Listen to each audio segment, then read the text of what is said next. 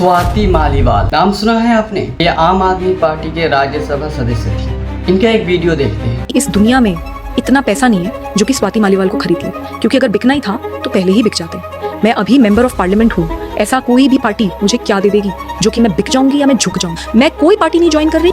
आम आदमी पार्टी मेरे भी खून और पसीने से बनी है, ये किसी 3 या 4 लोगों की जागीर नहीं है। आज अगर पार्टी में कुछ गलत हो रहा है, मैं इसी पार्टी में रहूंगी और मैं इसको सुधारने की कोशिश करूंगी। कैसा लगा आपको? इनके बहुत अच्छा लगा होगा कि एकदम ईमानदार और पक्के नेता हैं।